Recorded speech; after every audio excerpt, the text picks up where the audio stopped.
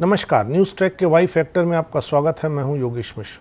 योगी आदित्यनाथ के दूसरे कार्यकाल के पहले विधानसभा सत्र में फुलेल निचेड़ना अथवा गोइठा पाथना पर शास्त्रार्थ हुआ। शास्त्रार्थ करने वाले थे मुख्यमंत्री योगी आदित्यनाथ और नेता विपक्ष अखिलेश यादव। शास्त्रार्थ की कुछ चुनिंदा बातें हम आपको बताते हैं। आपको भरोसा हो जाएगा कि विधानसभा में कितना दिलचस्प शास्त्रार्थ इन दोनों दिग्गज नेताओं के बीच हुआ। अखिलेश यादव को इस बात का रोष था कि वो अपने चुनाव क्षेत्र में इत्र का कारखाना चाहते और योगी आदित्यनाथ ने वहां गोबर गैस का प्लांट लगा दिया। यानी आप समझ सकते हैं कि लड़ाई इत्र बनाम गोबर गैस प्लांट से शुरू हुई होगी। समाजवादी पुरोधा की मांग थी कि इत्र का उत्पादन हो। इसका नुस्खा फारस के कारीगरों ने दिया था। इसकी उपभोक्ता रही मलिकाए हुस्न नूरजहां मुगलानी।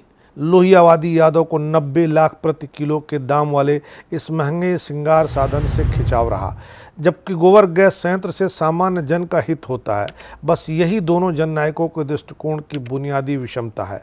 इस 48 वर्षीय 20वें समाजवादी मुख्यमंत्री और उनसे मात्र 1 वर्ष बड़े 21वें भाजपाई मुख्यमंत्री में आम जन की आवश्यकता पर इन दोनों की अपनी अपनी दृष्टि होती है, दृष्टि थी। मगर बहस से गोबर गैस और इत्र पर परस्पर नजरिए का अंदाज तो सबको हो गया। आम जन का आत्मीय कौन है? सन्यासी शासक जानते हैं कि इत्र धनाढ़ियों की वासना प्रियता है, विलासिता भी। उनके द्वारा सुझाया गया बायोगैस संयंत्र किसानों के देश में ग्रामीण अर्थव्यवस्था की रीढ़ है।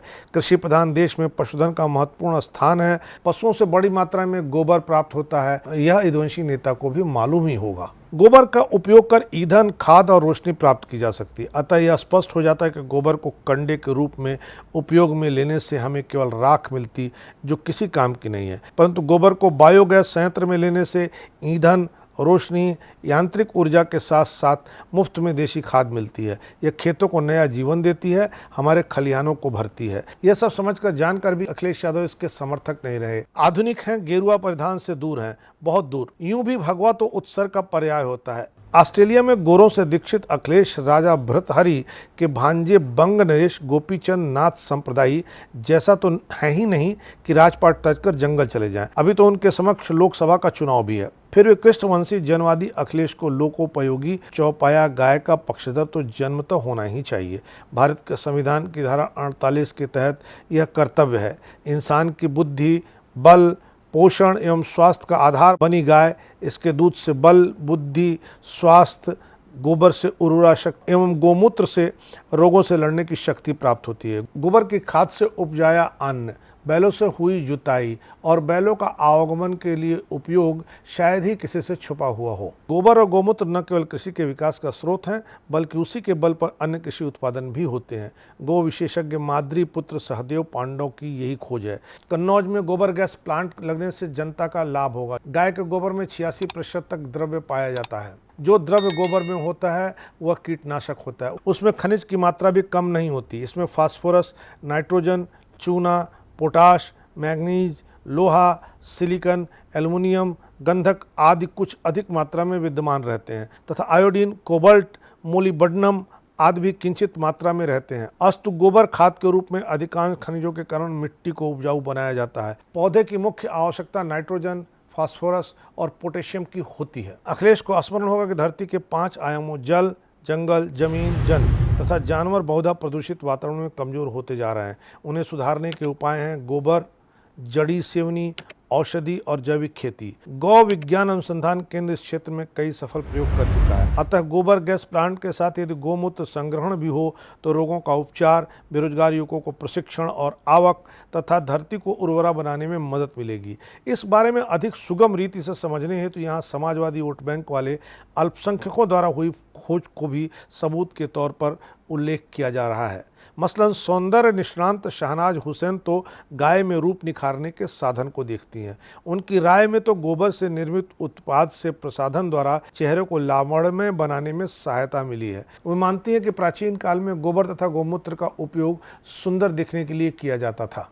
अखिल भारतीय मांस निर्यातक संघ के प्रवक्ता फैजान अलवी ने 14 मार्च 2021 को लिखा कि उन्होंने दीपावली पर उत्तर प्रदेश में देखा कि गाय के गोबर से लक्ष्मी गणेश जी की मूर्तियों का निर्माण युवाओं के लिए रोजगार के साधन के रूप में विकसित हुआ है।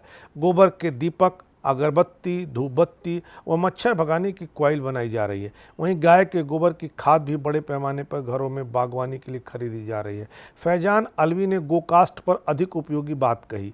जनपद आगरा के जिला जेल में बंद कैदी जेल के अंदर ही गाय के गोबर से बनी लकड़ी यानी गोकास्ट बना रहे हैं। इस गोकास्ट का उपयोग दाह संस्कार में किया जा रहा है। जहां एक और लकड़ी में 15% तक नमी होती है, वहीं गोकास्ट में मात्र 1.5 से 2% की नमी रहती है। लकड़ी जलाने में 5 से 10 किलो घी या रार का उपयोग होता है, जबकि गोकास्ट जलाने में 1 किलो देसी घी पर्याप्त होगा।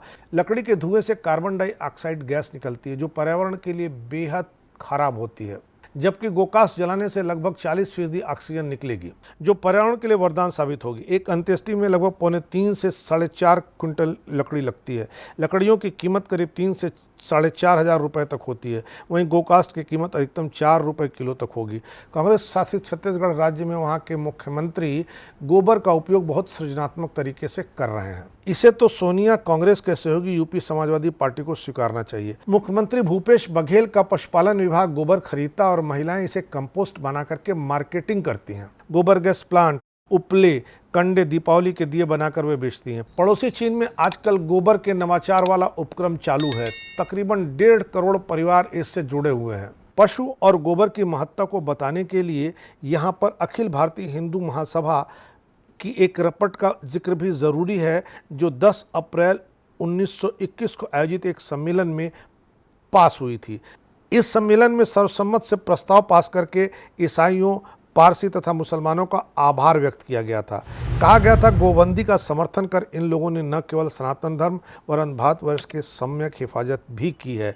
यह खबर हिंदू अखबार के 22 अप्रैल 1921 में प्रकाशित भी हुई थी।